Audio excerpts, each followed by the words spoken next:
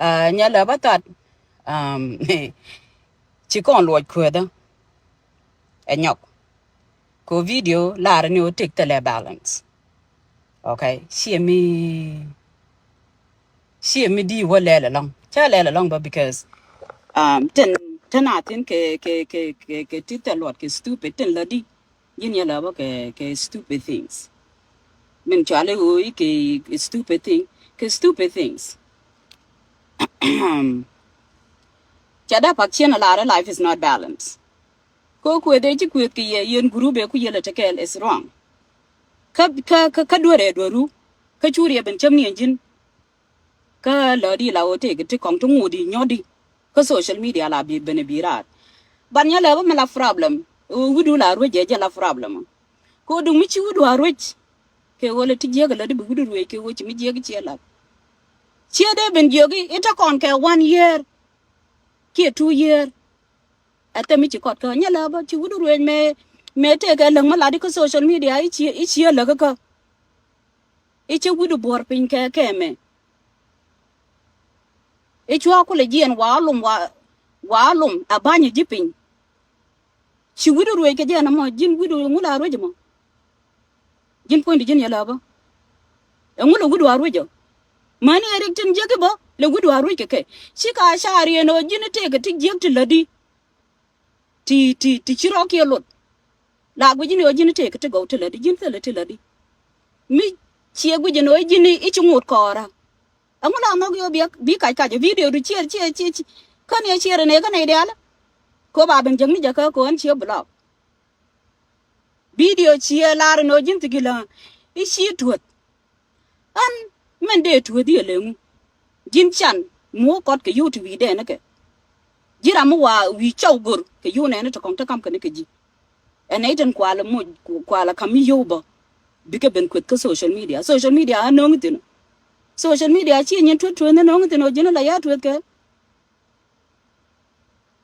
roje ga ka me la ko social media no na chia boy cha na tu de kata ne me ne chi la ni ji chwa wala de ke rong chu ri ben kut ko social media bi ko social media ke dung da okay ka chaw tan ken nya la ba e me kwat ke nya okay kwa na la nya cha na ma len nya cha chi mo len ama len mi ti ke phone ma ni an ta ke phone ke ji chu ro mo ke ka okay ni an gwa ye ku di me ku di tin dung mi cha telephone kam ne you will hear different things. Kon point te danga jiji. Di mon chen je ke dundu. Chu rodu let ke social media il ya rodu. Okay? Storm le ga ai wa ngu chi patina mate mu go ma chi loy du logo long. Ber. Jin mati ko social media chi ya po ji odi chi yong. Di la di ka la di kana ai bu go jin chi na phalan ko la phali di ka chi la ko social media. Ichi lek la ga kwida. Nya la batat. Angula wuda malo rejo. Rier karwade jende wudu yaro. La dinne rier. Elar nya change yu wudu tani shultin. Kajeje. Nya la badin. Mod chit tani shul widu mo. Angu wi nyen gan ku ngu wi kapala. Nya la badin an ngaja karakteru. Am kwa la wulum ka ta ri ta ka time. Okay, come ta ka time. Chi your business anyway. But how do me ku te ka je ka ti duel yana Michael. Kan ya lar Michael ji chela paketo ke ji. Ajene wi go tijin e kam ci rawd bo gor chaw jina bay kam gat kel ka manaka ka gan manaka me wi gor may ko lu ci ka ñel woni ku ñala batat ci o nga je gan may ko e manaka te ka gat te barba ti balang ti de ku lo wakana ken riere jen ci wudu yaro di wote ke bis guje e gor choni e gol ite gen yin kutu wa yar guje gor choni de wo yar je guje important mi de wo yar kara ka gor choni du mi che ko yar ci de go an jan lon ko jin point to li yo da wi gor ni yo kana ita kon ana iten bi ben gor yo ba bi ka ben yar ka social media an yo ni jino an wa yi twed mu a de yelu je kulari i on jog mi charo mala jog anga la jog o nya liel ngaj jina jila jogo mi charo mala jog Di gol di ja togi bi gol bi to bi ben dam tin bi ga to kong bi ka ben dap tin ka bi ben wo bi to ke kan family na all these family together gin kan ya lar gin bi to ka gan manaka nyarier nya chang ta ka fo the right nei amalen amu bilela bi nya chang ko control nya chang ne men ti lang de ka telephone a gin be la trust anymore ka roi ni te la de chi ja lo din chi nya chang ko find out true me ti do ra ne me cha li lu do ru jin cha li lu ko la joy ka di an gwan ka na ja ne me wo ka do ru du ma ka to re do gon chen de wo do ru gi la to ka ni ji okay dung da ben ka ko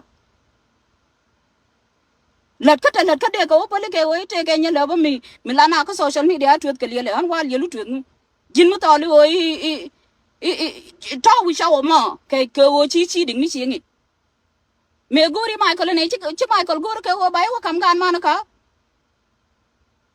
nhà lỡ bắt tao mà chỉ liền hoa po giờ lỡ đi tiệt là vì đó ngạc vô mỗi cái problem chỉ yên qua friend yên nhà trang với yên nhà trang theo lối được cái gì niềng gà già đi ăn trên con theo lối điên cái gì mien ten tuog rai te ko ten jia ten chi tuog ji ngaji no te ta na te lar ka je ko no it te ka ne ti chi lam do you understand that di ku bene chulo ko social media chulo na ko ngadi di na chulo ko jit point du mitte ka ram la le ti je chi tar na jal ai chulo ko ke to ne mama ye te jin wal yango cha wo ye riem nya nam tar riem nya na lat ka je no riem nya nam tar bu metet tenate mi kuje ko jin kujiro du la an point na me mata ma ka storm le kira ambe lat ka mi je chin bu do ne to kong ba na lat ka ti je jila na lat ka ti je me chin lat ka nya nam tar ne chi kon de lat ka jin turi ya dora a chi le lu po kala ani amo ke yu to kor almost chi mo ke 280 ke one time ba ben ba to mo ka do ko ti dora chu le ben go ro de ri tur a jin point chen dina ban la di te ke nya lang ku te la yelu ko social media ke o ye jin yong di ra je ji kana chi wuru chen wen yong cha le nya yong bu la ni yong to kong nya chang ne me to kong ka de mon chen yelu wa je ko yuti ti wa ko ta gan ku di bala ri i ma che pa la le lo ma cha pa la po lo i bi te ka ti jin ka wa drang ko kwa ngin chil yelu kir mà mấy chị nhà chang là đi riêng chạm chỉ luôn mà đó riêng ngục ka jan kang men chili lukir tegen teg de ko pal kay nyongol mi jalo ko liu me te yen ka de liam ne le de liam do ni ko le ko jindom me ci ben ka wut janga na me cha nya de ben le da do de liam ka jini bi ga ni mara ni e ba ka kami e chili lu po e dung cho ni mo ngat te lielu mo ango chai wo deliver ko ci yong ke dung cho ni e dung cho ni yong mo mi ci dung cho ni wi guri di de wa kam gan manaka ni manaka kan malade de jogo no nya le bo point de jani e point de mai ko le mi cha toy ka ni anza du on point an te ma mi ci ende to ke won mi ruede jer ler mi je ler a jen yong mo ka chaw de ngat jin point ti ka rik ti ngwan torong jin point jin nya le bo tat ci ade de ke wut bu wi wudi dongor win mona to na re tin there's something called healing be would be a gor michi a break up there's something michi jiakaji you will sit down bro realika you will finish that case bile heal iyo michi heal bi ramadang bi kula gor jinde wo di wo jang ne ro ko jago chole ne to ko ngata wi char anta wi char kala nya liel ngai ti wi char ko gor shoni ya stupid okay ni jin chi ko chuma mun kan yalo ko Uganda ma ni de liam chi de ko biene kana gadu kan wi mu ko de liam ko social media ka kan da ko la logi ko ram ka gadu kan mi jin chi ko dong chi yalo je de ngaji de gadu tu de kan di rabana leg ko social media ngunga jima nyaro aja du la gwame bu kana nya de bu benurun ka Mother's Day anga bil yalo bu la ka Mother's Day nya liel ngai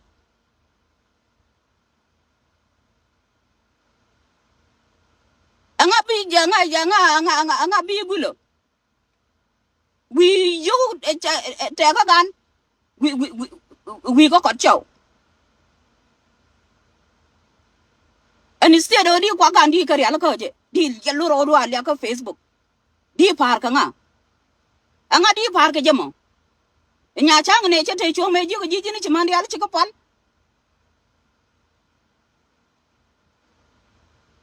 we mới chỉ được gạt ban có về mới giờ cái yêu có chỉ là yêu cái anh chân yêu là giờ nó thua rồi đuôi là cái lần giờ lo mỗi cái yêu useless me Facebook bukon to tin go wrong ko yelu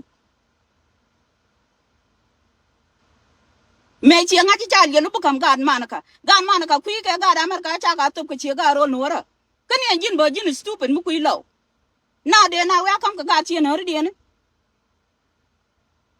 Michael che de kam ni ga gwan ki ga chi ngwani de ju kam ga ni man jin mi chi yong ke ler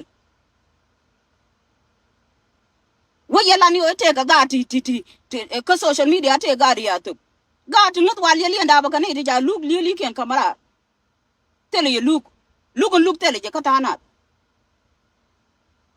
jin ba jen che jidu kiro bigat bi je woni kan mu go regado bigat wele nu ka to lu rom di na ro gwa me to lu ni o wi ka gul amu kan je lu yor ka Uganda ma wi ga du gul di man di je wi apeli di ko la woni ten la chi ka la ten jin ri ko do lu je chaw ten la gor ka 1 week second week the 3 month ran 1 month ke lu taran ke chaw within actually you po abi ko belari no ko social media chiro wala tine ma je mo ni an ma chakwan ka one day ndong chin de le nyok de yel le nyot yo mi yel ngai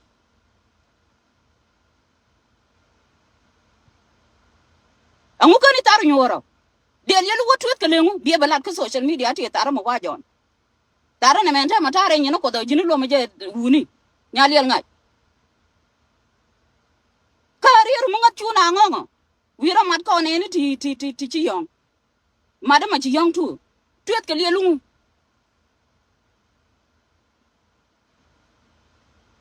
jinyong gol mi je ko long me bo nya du le ne an che ko ji nya chung bai du le te ko chau tu wa gor nya yel ngai jin ponchen e jingu me chi lat ka nya nam tar te ne ti nyong wan ta lat ke je no nya la ba chi riem nya nam riet ko re ni nga ne to kong te le yen ka ko dro ke ne dial je ka amerika te tangan ti chi lu ga dro lu ga chen chi ma ni kin ponchen me chi lat ka Michael me chi lat ka Michael jin we lat ka nya chang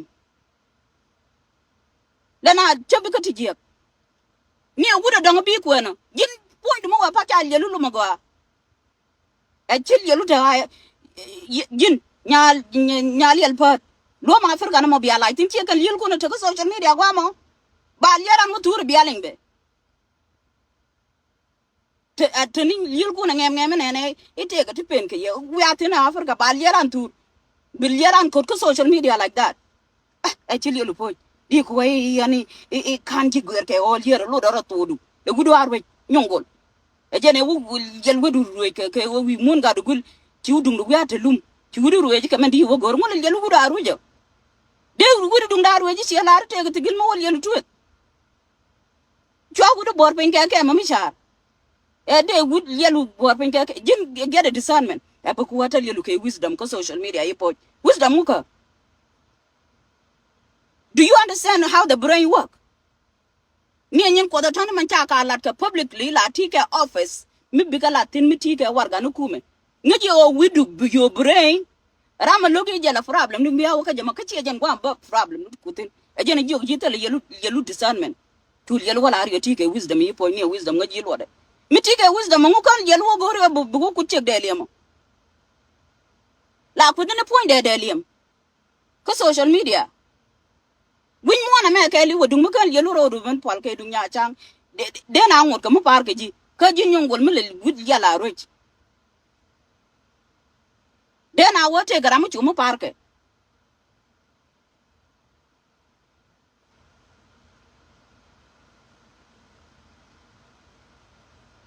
Deli man chawa jagwa yunin. He looking healthy and nice and happy because you would have chut koru. You know me young me useless. She got it up and she got it up and be got him be bin changna. Adi kubin what you call a changar rainal. Del yellow rainal girl.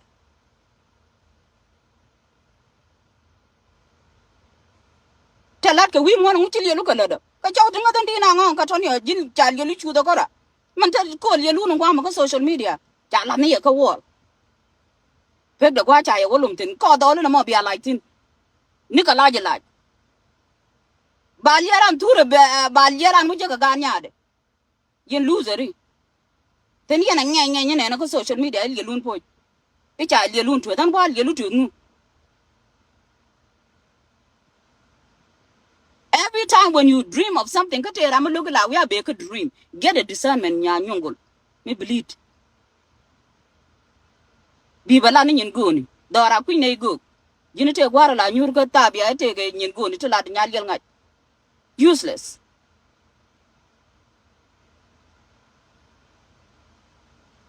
Qual you little to Mujin Malago, you can now we yellow chogur. Medan cut the Monchina content at 30. Jago to Lebena take a lot. Quan can you little Michael? Lagada bunny pin. Chuagard would rob no nook at any lalcabalat. Chowan and Chibine pin, cut you lure to social media, Kachawandong. And tell me to yell and yog. And will go in a benachido. And which relationship nijin la yoga relationship na lamil yeli and a polichunga see the gang up. Jinan Lely dole mala what sheet ka dole me. Look yaluno I yoga yene yame a chalo palco social media to each out to torque jagajet. Aquala rogen point away guluin one gade. Julia Lungo per could yanako social media. Useless idiot. The one why nyongol michereke you go. Could you attack a dulk the monchino every day? The one la what in every day. But talk organ, my life is my kids. Matare and Yanukun Yan Yungola Tony. Near California, I change out and China that costs $4,000.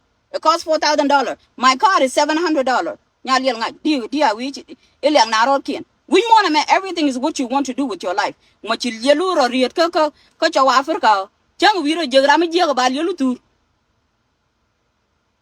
A boom one in your namtar. Can your namtar lador? Deal yellow way, Jenny changing point and can I look at Janga? Can you look at Jago? Can you look at Jaconi Michael? Look at Jaka and Yachan? Can you look at Jago? Can your namtar? Can you jealous idiot? Can you look at Jago? Kia Delium Michi pointed to Delium leave Delium alone, my idiot. Delium Romagadu. Behave like a Ramataka common sense. A dear go to Gilishi for like a long time. It was a larada like your mother right you are a Kakwaliquang, Kakwali Kakwali show. You are a thief and a crazy monkey. They do William Dunga Palager, which you all did to kill me to it. You forgot that? How you forget that? 1 million night. Near Yalu go come, Nyashanga Malin Raine. Wangabia Luro. Useless. La we been a dialocho. And a name walk social media, chino social media. But Yelula Ted and la we Mobachi and Wawab and Dungley Yalu. A jell have a problem to it. Near problem, Changa Benanu, or Bala, no problem, then Ladana. There you look at you.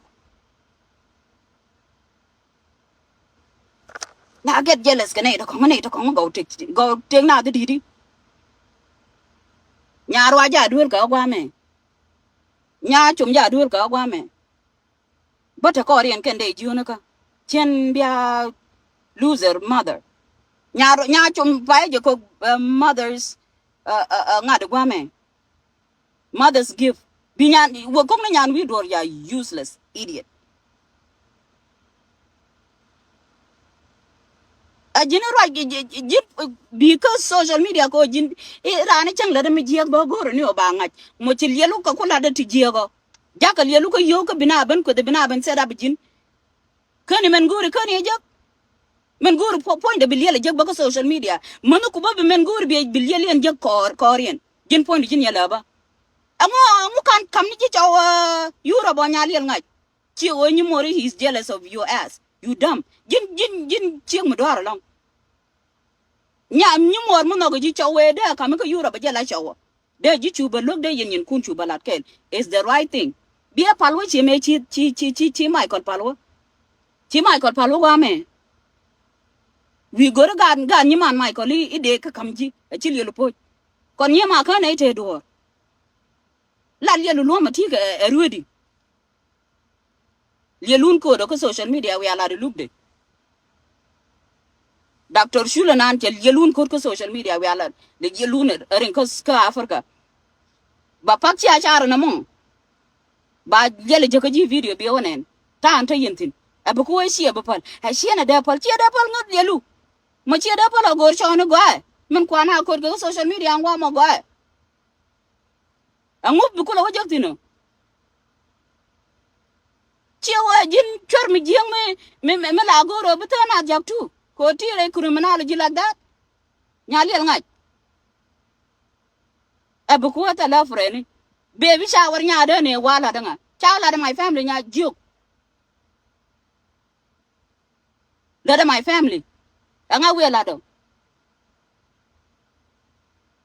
jin la lu ne cha dungura mu dong la bil lu go pere de ne ni ne ta bu fe baby shower nya du la do dung mu ngai kenta la de ke me la yelu yu nyo bol ko social media la ja lu ke bu ko ka ngak bai lu bu ko ka ngak tingi ni social media anta ka ga ka ne ko social media tanen ka ga ka lelu me la dung yu nyo bol ko rama mo lel nya du ke baby shower ci la di ne di lo la de yu ken ta la je ni ken ten ta ka Africa ita ka yo ka wal yelu yo den ka kan tin ba lel nya du mo ke baby shower ka di lo du ka jin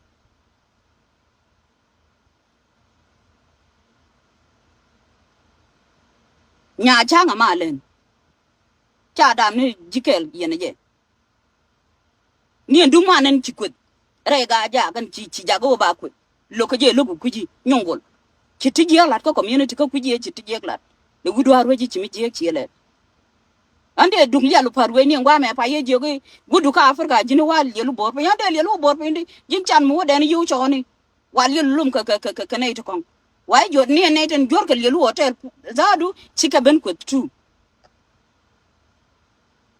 so da pak chena la fi balan da kula balan ni ni jina ta mu kura wo bor chawo dang a wi je gi jena point de I chel ye lu maga bi wo ko ra ga ni man o ga go le ni ko o ga mu ka de everybody del ge lu ko go how are you gonna make family di kula family di right not miti ga jen ta je ko ngun mo you know we na ro alaka we na ti chide dong bi ka dam bi ngul lel ka ta je ka to tani shulte we do is you need a deliverance idiot go your by deliver from that sex you think is life sex your life is to produce ni jin ba chide mana rare like that ka jin chi mdaga da you have time murwedi da loy du ko chon tu ruedi ajan ngak cha lok ngak chine toy de na toy ke jin till what the doctor sometimes could say chide toy ke wutu Michael cha toy ka mi chi ajan ba kam ga ni man ngugo if a rule no there has to be a rule where you cannot even do that will be incest karwan de jogo we not going to do that jin man ko ke social media o chire jege te rwan ngaji ka jin doar you stupid wala you really stupid longa delium go yomi wo dam bi delium will ya lopat ajara mandi lo keje because then they will control you you will not go out there and do some dumb things kabina ban ko te ka go okay majal yelun ko ro social media anta cha go is not good kabil yelu na ito kongan ko de kana ji we chara jen chiga de chira de longa yen jin karadu de yen ji ko bi mi je bi wa cha ba willial we yel bina mo wa cha ba we yeltin bina mo wa cha ba we yeltin e jini cha bi ka nya chang chi kon chap ka en ra mi cha jal kel chi chap ka je chi bu kon chi won ko social media i ka yen gor shone ke you bring people to problem jin yong gole je de yat kan widu de gore ne de le ma jende yelo kelo be widu kulo wayel be ben yoilet be yol yalo washam o kan jende itego all of these things de terenat ko chi de nyur kana agwa chai de kwan ba wood kali wo we got man them too because you don't know any different ye jin young like that about chow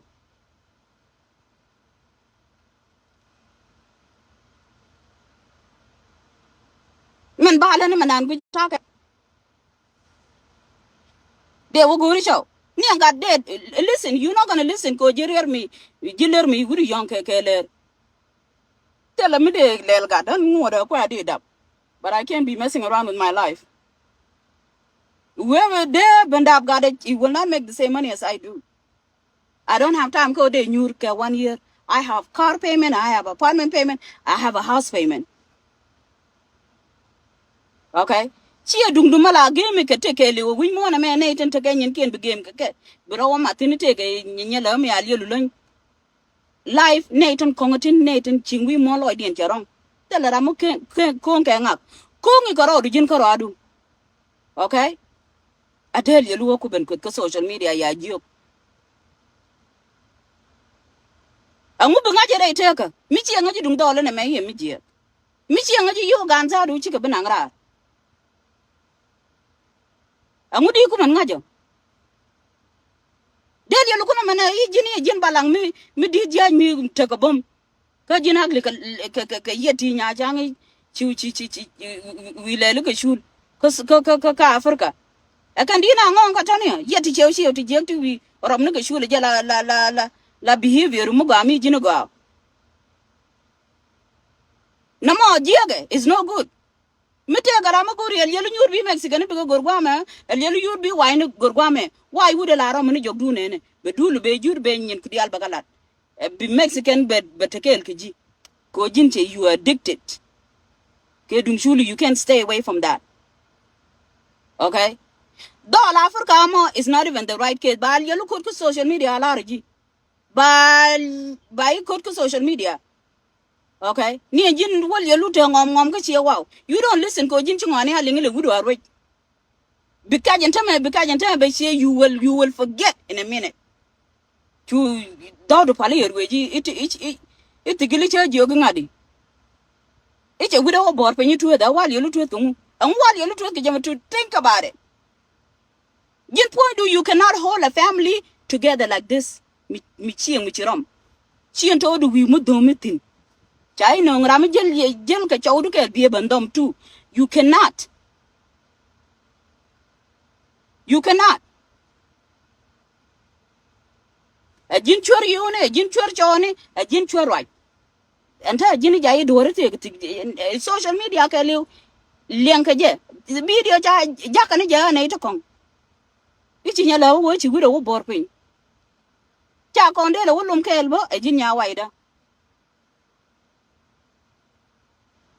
Nay, the other turning year, we not near money Canada. A Jenny became cana. Yen Jirashing because take rising and a man. To a live man to come to our register. Ginya lover will call dolly. Only one thing I know is but that I'm could one of your ass will be on social media, your grandkid will see it. Call dolly. Dog they don't have common sense yin. Tell like a common sense, tell like a witch yin. None tell like a witch with your friend a be like go and tell. Ah nya dog. Try pencho you more to pencho Europe. Cause she's jealous of you, stupid. Yeah. Surely any joke. A chill you boy. And I could like you. Chill like you joke that. We got Nanka Jang, Quakala Waram Kede can any to come. Mother dark age you could do like a rear and charge whipping. Yen de kumalum honey. Could you legacy and your bind me, let him chill or let him buy law large a jella long I can name long I can age any child among up. Teach wow, Chiran you gonna be Benny or take we won't got him a while legit. Chill a good show. Gani cha wala ke lielu. Ajen go is good. Dina kwa jogi isha go bala ngadi. Ka la di chi jin teenager. I will do my life. What life? Go chow ne with me. That's when you're gonna do life. Be a joga pay 50%, I pay 50%. Be a junior can. Life for me is $500 a month. It's not easy. Nobody could do $500 a month. Tijaka ko wuni.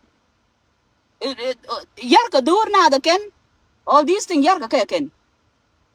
Can and business Africa chituogo. It's hard. It's not even something that you're supposed to put yourself into.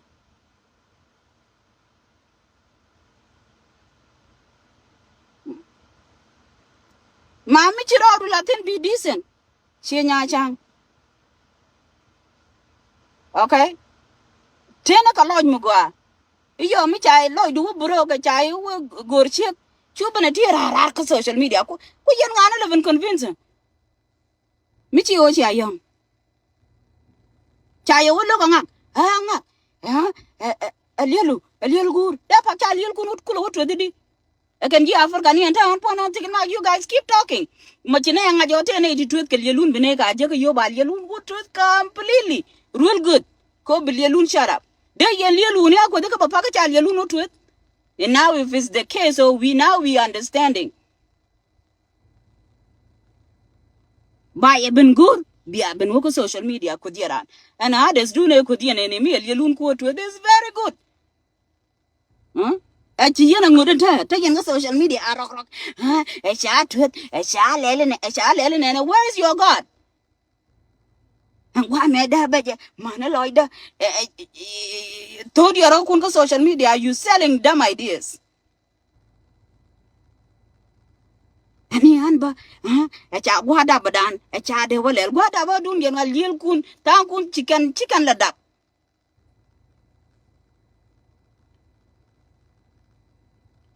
Ta kun chicken dak. Ni mora ma cha la de jin ne cha look the camera.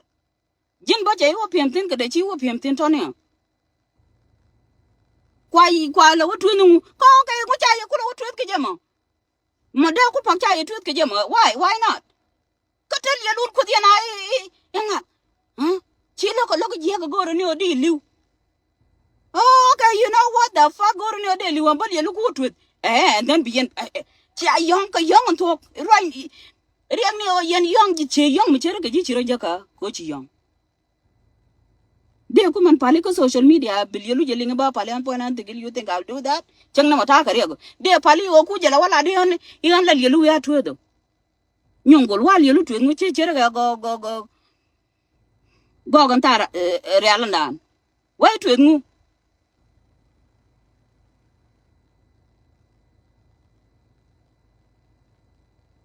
tell you to we go cha why tu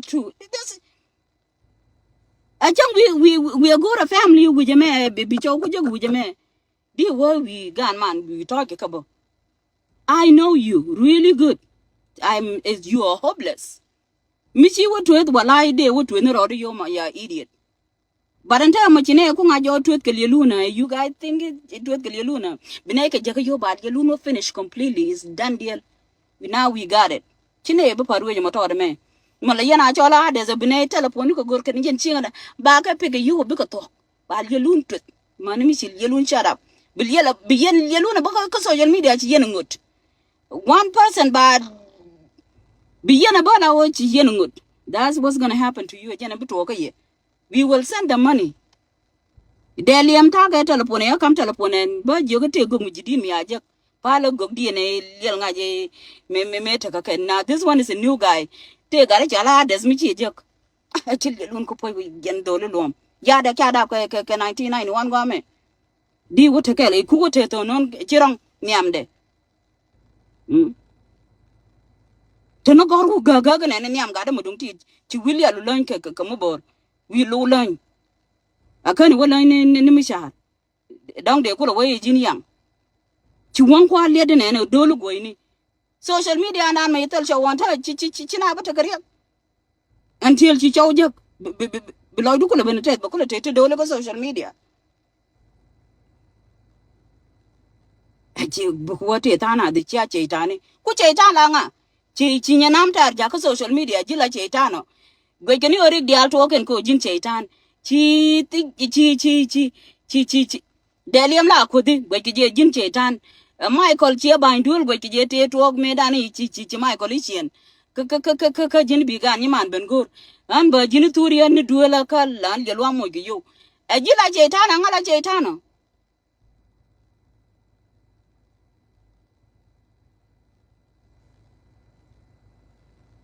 Jini rwa chura do be look at Facebook with me? No. Alia lume ko na kwet. Ante mo de wala ka shur ngai. Kwa ji. E di lo du ke shuru ke ta sho no du. De kula kujo. Jin I will deliver your ass. Guro by deliver ke jin dum chon ma yela du dum. Ki ma no mi cha lielu post ko Facebook. We big Facebook ta ta ke jam Facebook ya lot ko lon mu ku ba liele je ka ji bazadu. You still my friend. Then you will see. Again, go have you would or gotten coach on it. Munguji, you want an and cha tour, good initial. But Paki be choked in. Take you learn from the other person mistake. Ramalan mistake, you don't follow them because they make a lot of mistake.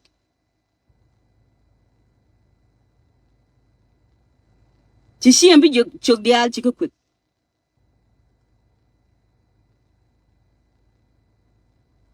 Around me, you walk around to you mutual agreement, you agree to something. Chiambi chok di will agree kaka because you look a core. And I may read your week okay because you yes. You could have told them no. Chin your go. Abakuwai and jam okay wisdom. Wisdom, Johnny. Would you be wise to go look for boys? Little boys, Tinyatiani? Tiger, you take you take it well at Kaji Buddha. Why you didn't become wise at that point? Aren't you a dumb woman? Door. Door, sure. Should have been we knew. Should have been we knew. Yeah, nhà chang quật kế cố chiên yêu nhà chang chiên cả bữa lửa bên cái bố biến nó cả mạnh chuột nhà lỡ với dân chuột you thief à dân chuột chưa đang nó chẳng có ba quật cái social media chưa là nó à quật cái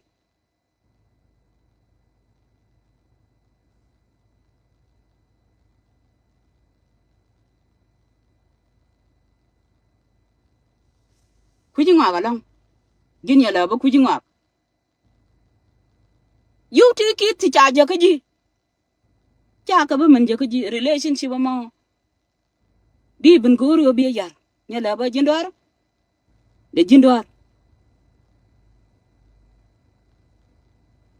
cô là teacher ok nó lôi là cả gori the things that should not be happening cô cái này này mai cô là đây we have to gong lúc đó mai cô lấy un mà là wala be bên thôi thế là gore a jini ador mà bảo nàng có nói sinh ngom bị vô cô là jini chuột nhà lỡ ba you're a thief a jini de jang mà lật các company mà càng có ria doctor ria ador a jini de wala qua đó đi vô cô là jini chuột a jini chỉ bên wala đi cái nhà chang mi ci ko moy ka door nya chang mi ci kwa door ka ji ci ko kam yow why would you gonna turn around a jini be balele je jinen tanil yelu ngom ko social media eta ka fonde bal yelu ndaga nya chang ko nya chang ma len ci bete ngot kore bine bu ko moy kana de go simple people bil yelu terere gor yo bina shin ci nya chang non ko social media ka ci won ko da ko social media da jila daro mi chwer mi la tini jina ro ko rina ke dini anga ke yo ka den yo ko loy ke jok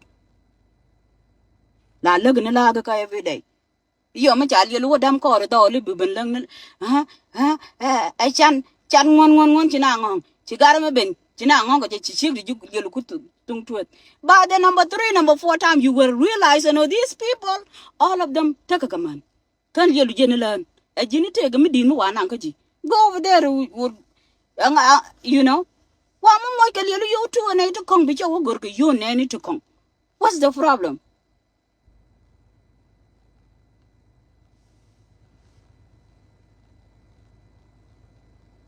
Muchura.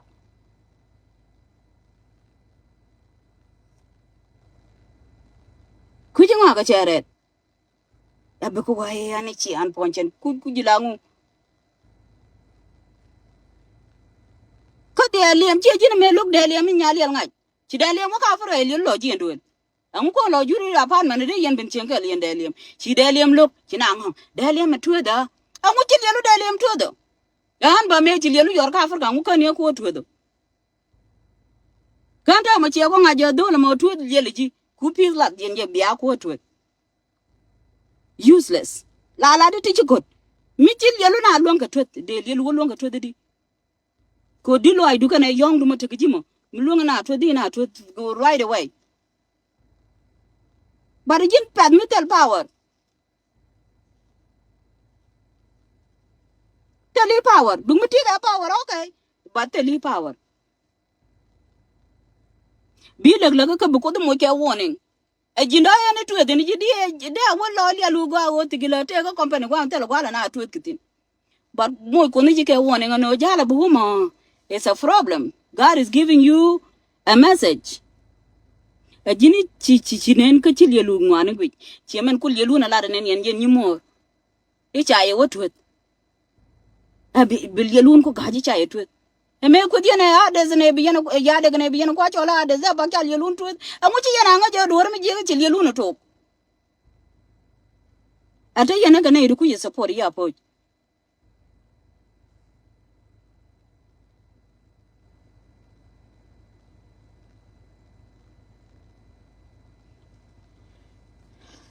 la Georgine nyela which is desperate le what ha ke je che de nok bo because go na dol she's looking for young people. Like and they're satisfied. Me and Michael, Michael, go, and I got you man Michael. So she a good. She really don't want you guys. Ko jenene Tony Chairman go loy de chalong. And my good people, win one man, you loy do ten guri ka loy do. Di ka guri because you can the because go this is good thing. Chianga, you know, anything that is really good for you is not that good for you. Meet your Lord, do good net choke, again, tie jagamo. You take your money, you ganku. Iba wan any chikot. Unkan yellow got to Uganda mo. Kunuka Uganda. Unkan Uganda mo. Di got to dear one end. Naja why I got to talk in the yen chu soup could you make a jacket. We go to show. Video them and them tell no Jinya lava malaria do can it with. Stick a church is stupid. You stupid completely. You stupid. Why I'm telling you stupid. Ni Angola be juggo. Warrior mama kind would deliver from you. Rear che jagare chi would mekana deliver from you. You will still fuck that house and you will still mess it up. Go talk can I chow again bit we do more all the time. Mekana jirong would mo chi atold you can jirong. Kachi yub kana taloy do malaguri by an enke woodo. E by you would turkel. A can you know what talk? E york at 1 week William Berwick. Be a ballad away in and boy you loot. Kawai turko social media ken. But though bear with that because kuji char. Kuji mi jia kana mugala na kugi mi jia. Me video na kate ko ne chala di jinya level ti jia le bina ko ti jia. You do that. Di wo we rai go ala mo family mi chi jia. Maybe dong de kana ri ala ka di nyu di te dul mu bor me de nen chi mountain kong te nyur. You cannot have when you want to make you cannot have everything. You cannot have a sexy guy. You cannot have money and you cannot have a house. You have to be missing things. Mandiala Tony and Tama taking a chicken to court Shawnee 24 hours. You know, if this guy is not good in bed, he nudget, and that's all you live for. And you live for your reputation, can turn content bitching. People don't live by men, sex, muni. Nobody live by that. Yen yungula la waka Africa Tony take a chow to wagor all the time too. Let me tell you the biology of men. Sharon Cherke Wuni, what if me a jindo ang. They don't want you anymore. Mogui yen ke wunu mo yan kana ke law. Kuma jen yen kamo. Bukuma jalaro no bitaka shekel. Ka bukuma jalaro no chijin be a president until TK 45. Other than that, when chukut ke chaka je ko bikana ko luan kadap, bishik but take a to go, bishik bishio but take a nyamugwa. Okay, yen na ti borom ti chidong ke jen dongamo. Mitelarare alchirande yorka Africa, they will not do any, they don't want you. Chicken you go. Biological nuka chakwa. Tell them they can kalelye. Go and yaman joy tinke. The one that is in their prime, the youth Kurdian, again, Gurkan, that's what they want. That's why you see plastic surgery, women. That's why you see men in America, they do too much to keep the men because they can the biology of men. Motan chiankana we moon, I can yin wunto. Me wun michi ngot ngach. Be guru but take a shekel because he understand rule. Kachiloid done. At that time, bet you guru no be seeing be yen. Other than that, you could kechagalao, they visual people. They what they like to see, what they like to see. If it's not what they like to see, they don't even want to be around you. By force or fire. And tell Malayan Kagujala like we are torka yes by fire. Oh, we enforce naka yo. Dumutele you, they naturally they don't want you. They will lumnere join each other board pinka joajaken. Because they want sex number one, but child and a public again and wood. That is their biological. Get it through your damn head. Yene diala wa mo kasara nito. A man is a visual somebody. They like to see something in their prime. Men wo dora langat, that's what they like. Ajen no kanamo. Yendongoti ke jiach kung ka what you talk a lot company ni ke yen ngu kereng bu chuanga da anja what ku cham kan dial, you know, ti ka ngong mi apat, you know, and then you talk too much too. They don't want that. But now, you okay, they have to deal with your dumbasses. And tell culture and jig chala jigbo, biaka walk when you mean chiako find out it took a man biaka ben kut tamam. Stop behaving dumb like that. Nya shagan mo man la jolly auntie to yen kel. Titianebo. Look at her. Jure dual choada tin ka jure dual and dong tin, and she's doing that perfectly. Ajala de yenelel. Kotolian lat, Kotolian chiang, Kotolian discernment. Yo, Mitch, you would take she be doing a benetang and you really good in your begolama be a duck. Can you live like till you look to a tick? Chai loma jam, chai loma a nubanite, la duel yalune, chai loma, all these motherfuckers, chai loma can you talk, tell me, but brom be now, don't you know, Moka, the brom Moka on me. I go over the duck. Bleed. You give this boy, they're after your money. If you lucky ko by Wolomakan, you good. If you lucky coach, I would tour man, you fighting. But invite his family. Hmm? Linglit malagwiji la o we jal kachik the kel. What that with them he knows. They know how to cook kachak. They're on with them. Hmm? They're with them of a chick don't be good. Whether Linglit a Japanese girl when a man is a man. But I don't know chi would take a ship. You think it's trophy? Do you know what the trophy wife is? Young me balang. Mungwood cup frying. Again, la wood go like ship them. By the time you would low a cool would learn. You think you something that made them you gonna make noise? Because social media make noise. You like it in you. They around you know.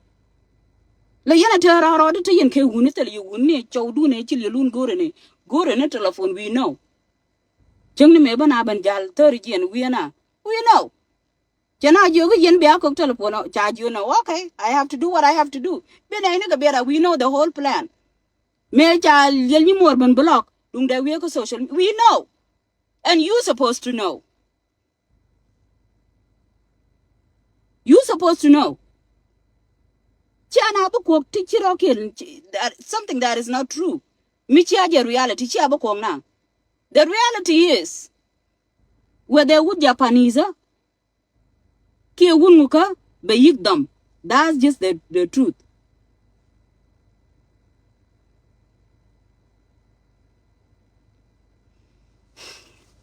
My money is not for a game, my guy. My money is for important things. Hmm? The truth is, big a dumb can do. They will do that.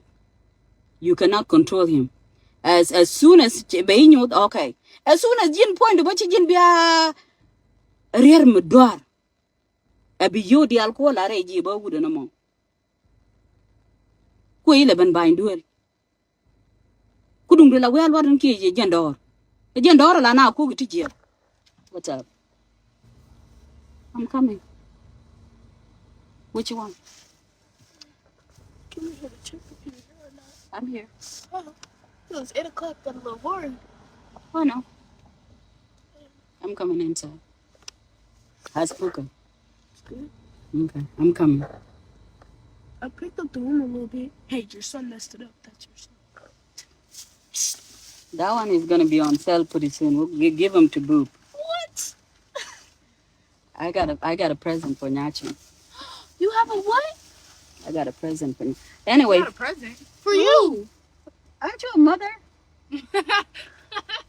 Mom, aren't you a mother? You guys have money to buy me gifts? Oh. Yeah. Yeah. Oh, look at you. You do? Yeah. Oh, wow. Me too. Okay. It's just you're complicated. Oh, is that live? Yeah. They can't. Oh, they could see you.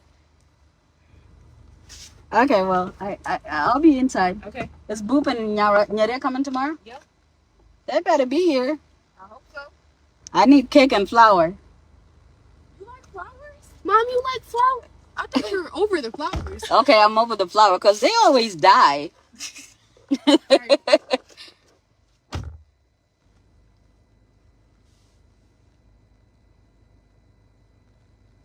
No, we love you guys in Africa. Yeah, listen, this doggy world out there, right? So we want that metal system which I set up when I jiggle it, chama kakan. Okay, and then the problem is you are all kun palke.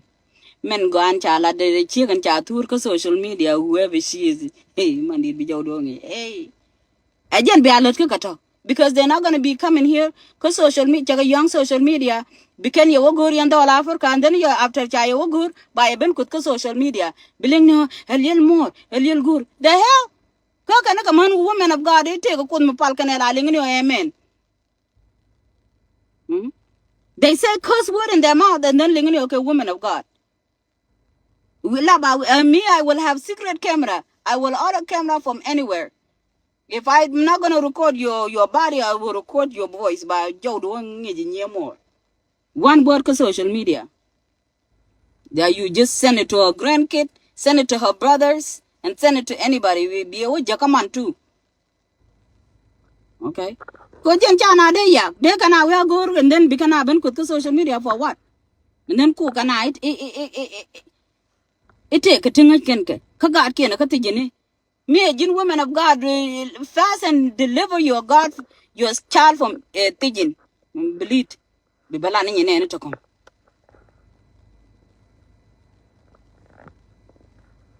Ladior, I cannot call you my guy. You guys are doing good. Lamni jalangi. Beg her, tell her you beautiful. Chang aglumi changang. Ja like a mol chakanak like this. They're like this. Langa ke biaga you sweetheart, blah blah. I'll do you like this. You know. You're a car for gaga tijene. Bitijene lum a chabum with you. Chuchula rani. Ilalum gonna go because your pussy is open. Muru ye chera lep. Baku lum bay lum go ko baroko lemir. Chia dolo ngar ka Africa.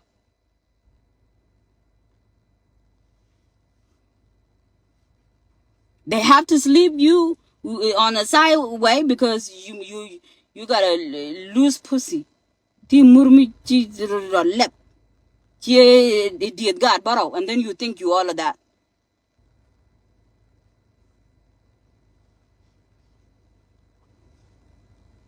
They will tara how? Chide jamar dap, chide yadik chi adap chin tadial tani chiga dap. And then you think you're still okay. You're not okay. Stop doing dumb things. Look people your age. Sex me a dick like that, you're gonna go look for these kids to really do it to you real good. Maybe I could go. That will be expensive shit you never see. We are limiting mundong kui when naka Alaska young near you. 1 week begin, 1 week and pie chop kaji. E chop ka 1 week amadi chu tell you. Me, I'm a woman of God. Lajor. I don't do all of that stuff. I really don't. Go on, when I do something I really mean to do it. Chang mang order ku the go loco they lock delivering they love and yellow they would deliver. I will open a church, but yellow would deliver. That's what I'm gonna do. Ko jen ched de teriri ke dung choni she would a jela domo. Me video chalien ku jakon wana ka social media. Bene dialo drive crazy. All the men tonight is not gonna know. Ni me chala ni yesterday there I'm been. All the men will be like, ah, Lee. Chane bendo mujik. Some of them they don't have women. Okay? Man to man, there come here chereke woon. Near by the time you like 40 something, sometimes you don't even want it that much. Ya lava jenny berwit. Goro balum. Koga na rude. Kanya the man chale. Ichu dear. A general lomja Michael. Dabba lomje. Chetugari and didn't china lutin. A jenny michalo matame. And a time michalo mandela do colocai. And the man pointed to get my material with me and me to a kin room there go. I will refuse that bullshit. Not bunny and lingly take a study. Michiri and Michera and a mamma talkaji, then the people will get divorced. Then I don't can blame people will go through life. Okay? Nyelaba, Jenny Batakaria balum, Jenny Burwit balum, a Jenny a pie da balum, Chime Banyada Michael Walum Tigin. Useless chip. And tell me, Chang la Balanio, she the dole man with dole me go. A leave cheating alone is for children. Grow up out of bullshit, teach it talk. Only these things don't do them no more. Machiwa gan koramo is stupid too. There and watch I shun ye kot karadun. Teni na ngom na ko social media go show na ko kodien ke kalat yen ke. Chi ben ka live ma wi ne de kong lu chi wa ka live mi chai wo tu de nyobdu. Ngula tu ke ne le lu now. Ngadi. Ka ji ngui ro mu ke gwi ndu no manana bil yelo na tu ma pet.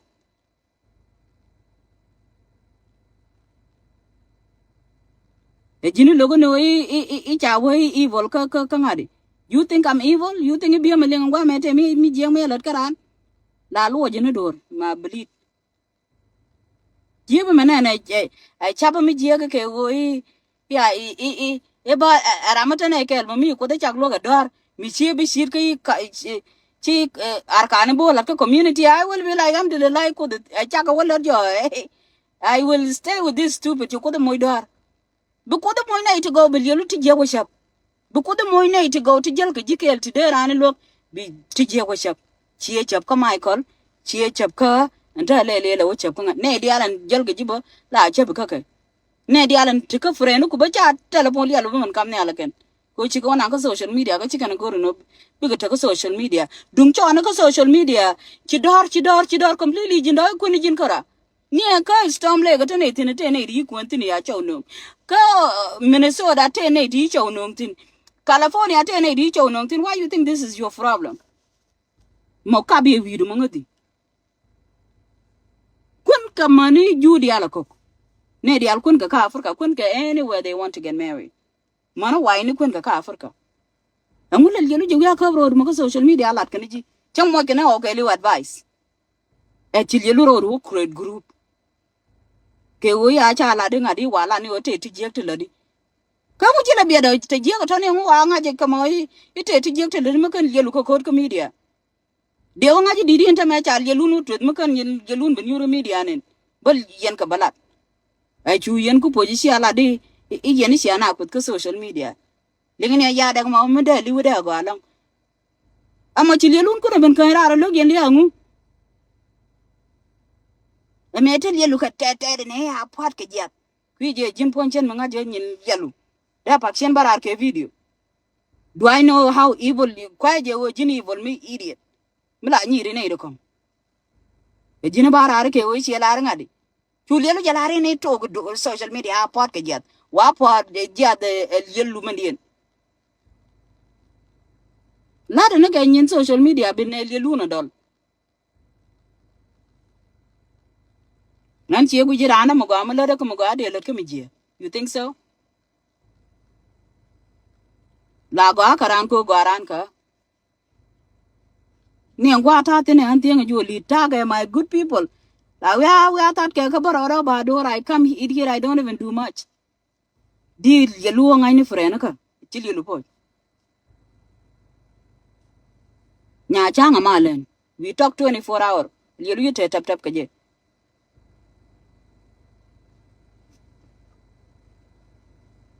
I will talk to her anytime I want to call her. Hey yelu po. La ti ka mar. La mari kana bu den ke yu kana den bina balat yo. Dana ko di mi chiran ram di de go. Ka jin dang mi yelu to ka da wi na ngon ka fer kala we lu njo tet ku daro. Yelu lu ka de le mi jen bil yelu ya do je jen bi nyeri era polo.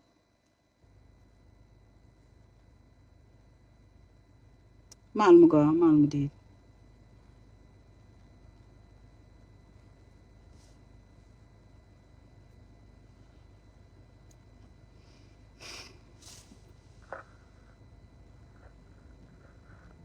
Kabu ben yor ko social media. Tigil han ni me chi kon ga chien enemy gori chien gor. Tele mana nga ka nyen ku ka chi yelu barare te ke tigil me chi wul yelu wo bor pe. Dong wala long ni yelu bone. Ami yelu bor pe nya kana ka afra ga chi chi na ne de kong de ben kut ka social media. You don't know what the dream mean.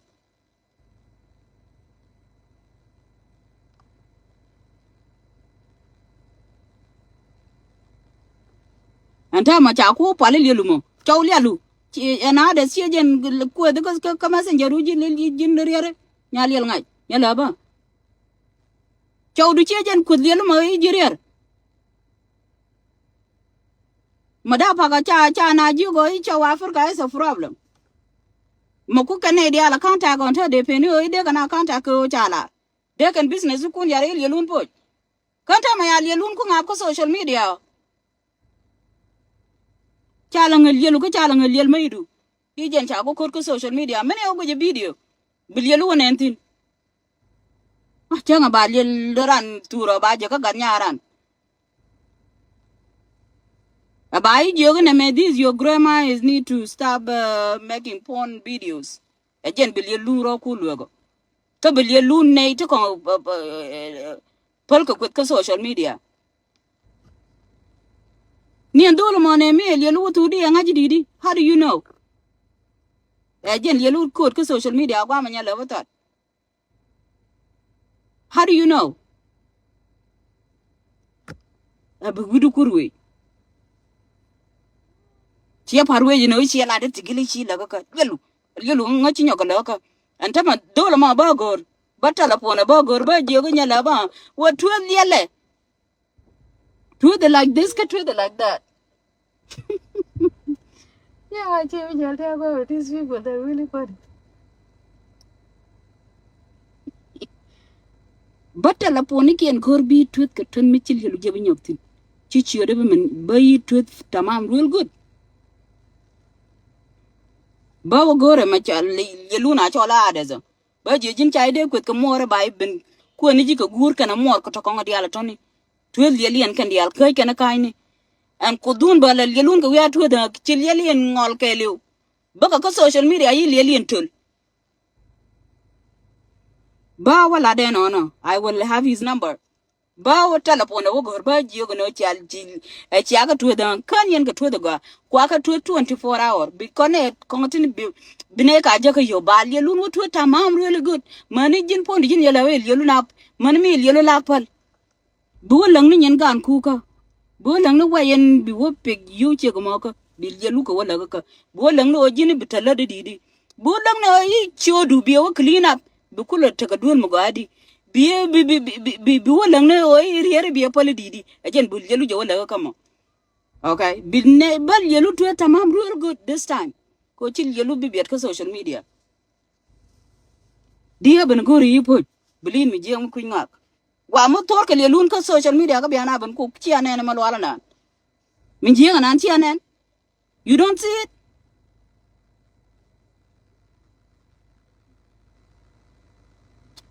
We are ka wall doctor should be a yellow one enemy. We are ko wala doctor should be a common and Indian old natin cha yelun ku tung chaga ka boy aram kel ka ye we are nanaje mi bi beneti ko social media ni cha yelu pen oy we ka afrika ande yelu pen wo ka afrika ma den ni yoga de wa yelu de na wer ka nyala u yor ka afrika bi yelu den and then bi you tell bi kana wouldn't jala doctor should ya tin gwamo tel yelun code is there. You know? But I know the young age. Was that me? What did I do now?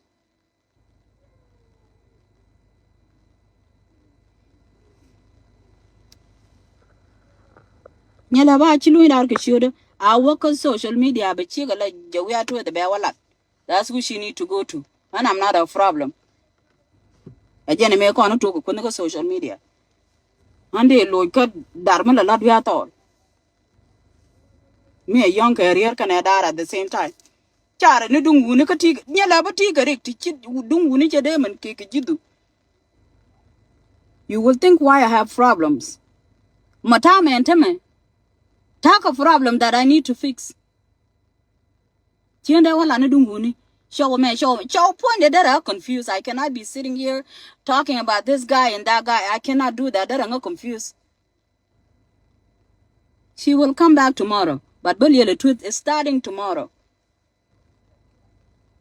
Monday, I'm talking that's gonna go to Sioux City. I'll go send money. Wa Delium Jactinin. Delium Baba contacted, but you go get la level yella to the jam. Give me direct contact. Well, get them to the level cooking. Kujen chana bia chaga ka chal icha lag la ka chili la lag la ka quick ko bichana gadi.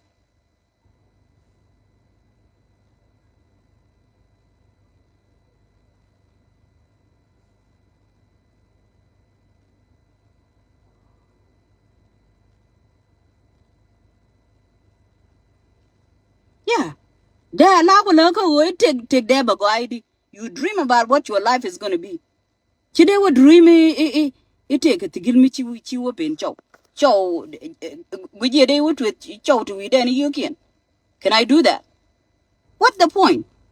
Jin lo do ko date with. Men ku ten wana lo ko date with. Who's gonna waste their time with shit like that? But in time you could go ye moga. Billion to social media, being about social media. About laring a lover tell you the truth. I will say it though. I will say tell you what truth. Whether waka delium care waka anybody delium target telephone in a woman. I have delium phone and then the would you luna chola others. Yadek. No yana these you useless people. Yadek e kume me ci berejene me kukume dergile ben wuch ajen chal ka dole dani yade he was born in 1991 gwame ka 1992 chokula tiang la 1 year. You people are crazy. You play with children like this. Wo yen ngar ka ganang like that. Angare wal yel wo ko hotel e dan jin pondi jin yela ba tega you tega torbieli tega tilade ajen gwa ye del yel ko patin jin pondi jin yela ba pan adi ko mai ni je a chang wiro a yang tega manda walde nyurke. Do you know why? Ko he's a business minded person, a mature a majala ngade madi wadam ni je mungi jingwak you kutendi we ajagin gwame di a chol ni jenta pagete di de ji jogi shawan ni amdi jong ne ka chajen. You supposed to be doing that. And instead of kule ben yaraje gare wude wo kwa ku kamrar ajen gwandi dundu we the te manda ndi di ro warintin Because there you go change get better money. You can but take inflation. You will make better money, you will make better decision like that. Chet chino loy dulom. Me tell plan. Me tell ideas. Again would di quote na kore. Chui wo ko hotel le de titin. Chuo laga nuku. Kwaku. Bang nuku chuo kamera ka you in the dollar. Again go you be like, well shit. It seemed like it but dollar maybe I will dump his motherfucking ass. But loy do to ni jen kalom. Way she loy do she did ka she donny jine shing me de ngwane di ka let ka ro ka di ka let ka gaku. Teleje. This one thing of my child woman. Again she could we do. Churi won me jela ka torbiela ka kujube. Kana America mandon. Churi wala ne ka social media yen ni more. Nyo bi ka social media ka chachi. E jini cha chi chende well life is not balanced nya love that. Chi balance. Te nyo bi jeken. For real. Me to gilchi woman. I be like nyongole banya duele ka che. Jin point de you de ka kamuri dang. Angula dore mani murumo ngadi. Why you dumb like that? Medan la you gonna come delium. Churu guru e biadak. An medan an lan ya jugu di che jugu chia da dak yan delium. But you kuchi delium ka benang.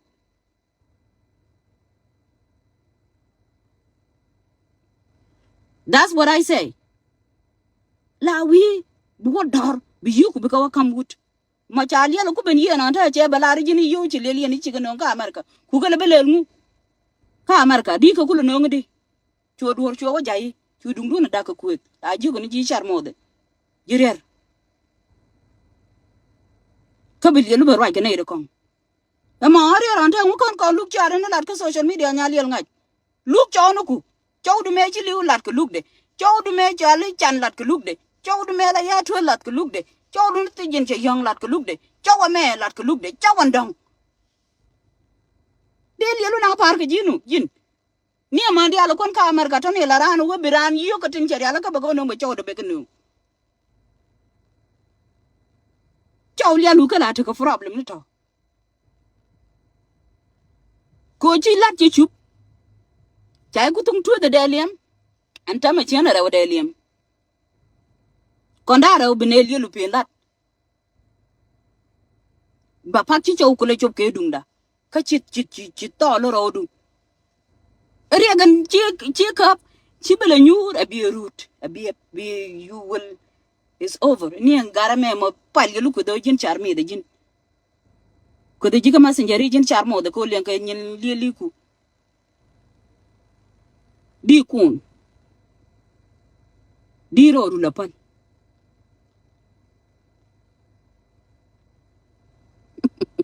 I'm sorry.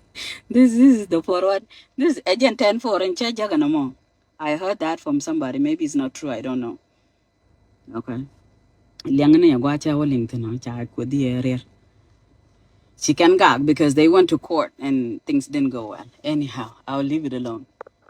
So Jin, be lenure and get over this relationship. Be done. Take care of yourself. Take care of your feelings. Okay? More would don't ben be able to 1 to 2 3 this idiot they do this they do that. And personally I don't have money to be supporting y'all. Okay? Alright, nigga, you cannot be listening to that all the time.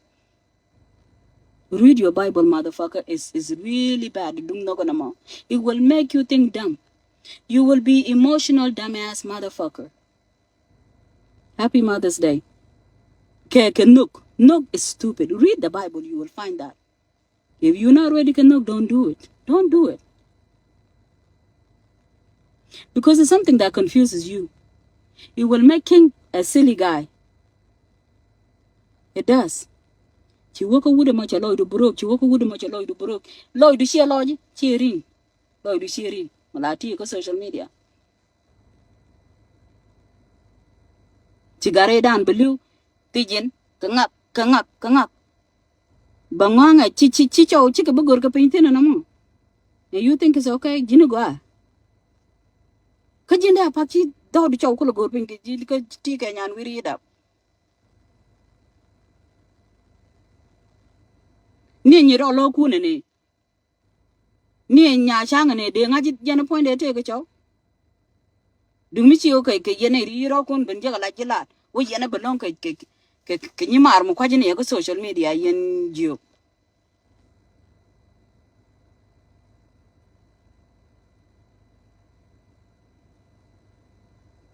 ti ka nyan wir mi chi dap. You think people gonna be sitting here chow 1 chow 2 chow 3, you know, jillian ke la gongong yen nyan wir chow ten gori a jini cha na gori ta mata na.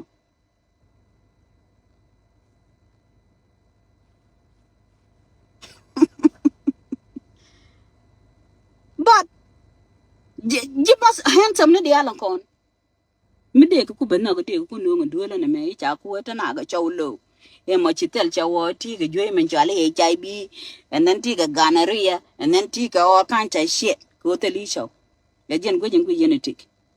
Okay, nyiri tan balanga barbaran te duel meti tele ka chow jenan mandi chiro ko ndoro mi jel ka riri duel. How the fuck do we look nya idiot nya liel ngany mali jelun ti jega chabo re gan ti di ti wuni kule te riri ke balang mete ka masol mi chiro de. How do you look? You look like you think this kid will not be jealous like God damn mom can a mama that can kill a big fish like that, can get a big fish like that. Okay, continue they'll be like, hey, we're failure. They don't yen give your mojaro kun ke room. Give this kid the room. Give yourself some room. Jine ji wa lum gaga gwa mom ko loy du chen ni chul. Ji wa lum gaga. Give these people rooms. Don't be going on social media. You will diet. Biro ko ka don mudung tit. Wali ga tele ka show gwa me. Don't do that. Make it your job ko bidul ba ka ke chow ten ta ka Africa. Ma biga ben bo chicken rini ken chicken ko ben ban pin. They will live a better life. But jin point we jin te gar go social media. Show 1, show 2, show 3, show 4, show 5. Cha kutung tweet, cha kutung nang, check the manan. Ha bi dung de link. Cha check kut man kut cha wan kut cha chi man cha ko kut man det kien man war kien man patani kien. All of these things cha kalat. Okay? Chwa laga ka ne. Your brain is your brain. It's supposed to dream.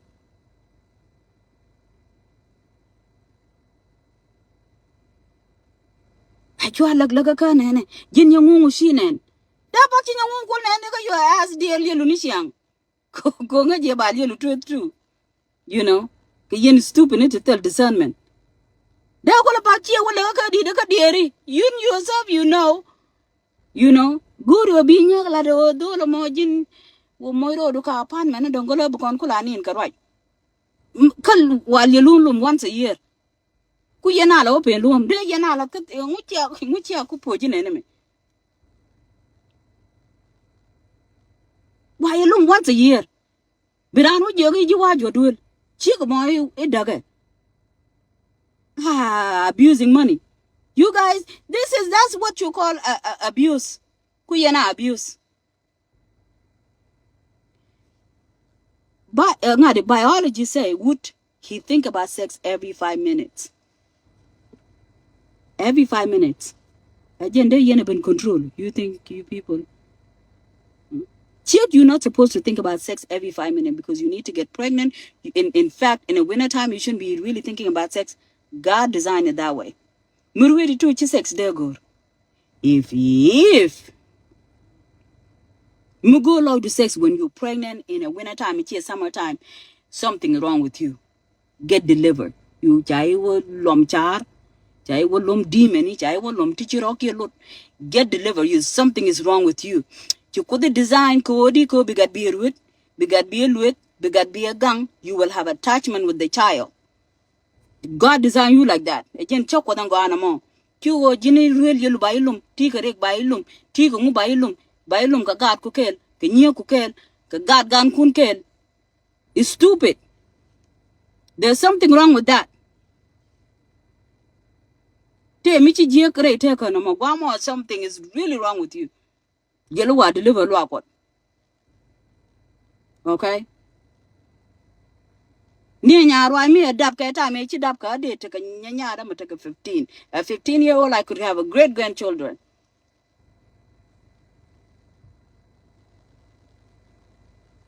I'm not supposed to go doing dumb things. Sit down. Yelu nyore. Okay? Mukuri chawbo. You think all these people have been turning to social media? Chicken chawgo, take a teleka chawka Africa. But chawkin too. Baka ni with me. No, okay. But Jim be chawli alu benene. Can you con honest citizen ya look good? So you are beguru de der man go. Ya to the ngape. Delium jay yan pin and dwell and dwell me lazy. Jay gelu yan pin yaka look lelu na lat. Delium lele yan pin mu baraluni. It doesn't work. It doesn't work.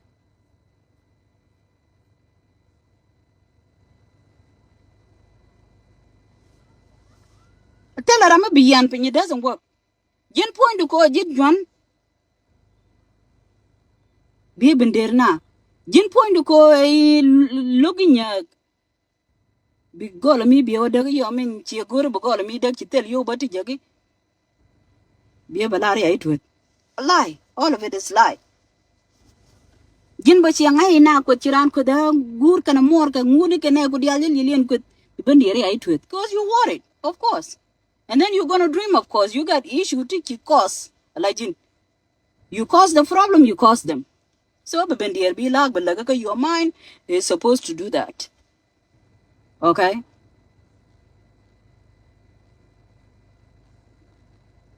If me Jin prophet don't waste your life. Me Jin prophet chu na kwet. If you have me Jin prophet chu lom lora bangin nyongol. You can't do that.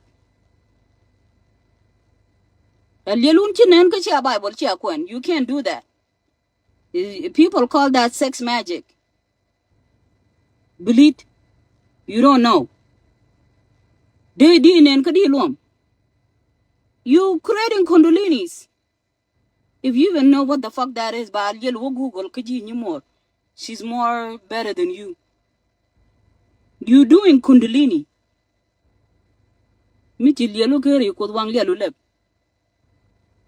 Cause we touch is sex magic, idiot. Cause you just live to live. You look up social media, point chen. You take it. Near Rami Jogan Tingil Magame. Ijaka kid. I'll be like, I don't think I heard that right. Near me till yellow car for Kakani, you take it, young. Kachuri ben good bra na abuse ko la ramo go ala guji edor la ramo de yen compromise be guji edor jin jog jwal mi chali jog jwal mi lel ngany mi jog jwal nya ngom ci yelu laja rier mi chow cheng winu ni chul every day chow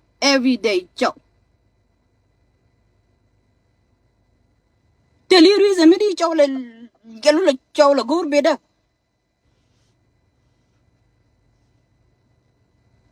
chur mo ngin chura doli goro di bay lum ko public ko be man ko jelu ko wonen e jin chur mo ngin chura doli ko jini cha liul yalu bi chambe da ka be like a mi jektin no mo bi yelu ba ko social media every day to do thing cha chow cha tu the chi go go yelu bi ngadi chi dong chi guru lo chi ko lo manu muru ka jini bay ben tur ko social media ne ti taka ka their youth their prime Guan keng manitin bibin game kake.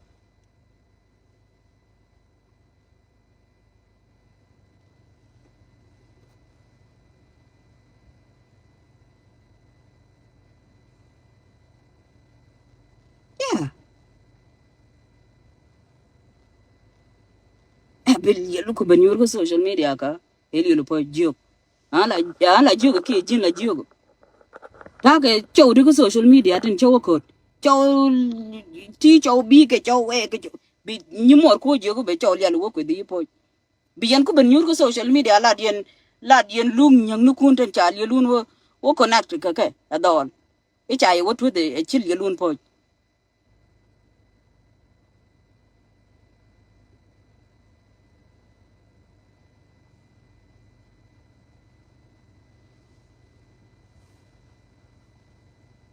liền luôn cái chỉ ăn thuốc liền luôn cái social media chính thuốc cái e jina ba liền benda cái chiang wow me chỉ lật cái này ngô để chal cái gì thế i nhà nam ta đấy chế luang chú cốt chế nhà nam ta chế linh people are still talking like that nhà liền ngay cái gì đấy mình ngay you will never realize chia mana Michael te chú là bang gạt của vi jin gor people is like nhà lỡ bơi cha chia na Michael you still don't understand that mà rama đồng ý lật cái gì they think that your problem is because of them tana da yelun ka kut ke social media ka gat kin ti chili utonio drug america je kan ne dial man ne to bot tema je ka canada ke lu na ka ga ne ndia but jin ngi men to ka ji tel la gat kut ya na ga drug ngi men to re te ka du you think about that chil yelu de men te rir ka social media la yelu ne nyen to na ka kudina na ti ka problem to kan chi ro de park ne dia ne to ni chi ria ka je la group ya ga mama ya je ka era mi now it's a problem madam it's an area code problem it's a different problem but riek du mala riek du jin yala ba ci ji single out jin karado through your dumb ass shit through your mismanagement through your abuse lana abuse le yelu na abuse chuli yelu ben wa tur ya dola nyal yel ngaj gwani yelu ngo ko social media I like that yelu ta ko social media ka bil yelu ne tan marka ye bil yelu ka wiya ko ci me shi da chu to nya chan ka ne gude ci bag yelu wa kamra wa kwa ku kamra ka yo ka churi wud balat churi wud ben ambush ka ching mi jaga yodi kit ka amerika je ka chuga yetor bi la kwanje ke yo cha ka wo gor we ka gori ka ci gadda maran no lok bil yelu ban ta ka social media nya changa ma len chi mo len jok wur useless kujinga Eric ten rally kut jin karo adu chil gelu de man terere cha atwe danga kul gelu le ra ke dung chone ke ba kul we I chi yong ke dungan ka yong le lurier me nyuri ne ka mai ko guri I billion to ka gan manaka e te gan manaka me la ba duole ni dio je chi chel gelu kan bo ko chong ju ne rane e te ka tole ya duole de di ran chol bil gelu ro bando iran de gelu lum chỉ chiang kutung ko dang wa mo ko chi yong ke dung lom kan ga ku ni liu ne me chep yelu ke to kan ga ku ni liu chep ka ne ga tang point du pan men che lo yelu net rei choni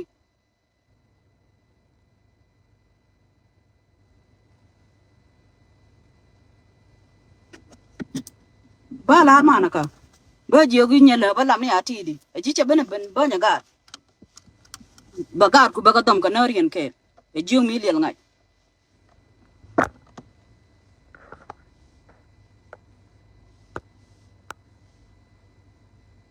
ka ba la ma ko tu ko lielu me la de ba ma ko jogi nyela ba mi cha gat ke no aga ni mo chwa te chang ba lien lum ka dian be lum ko be lielu be lum ka ba ga ni mo lum she's a dumbass retarded like that jong mi liel ngai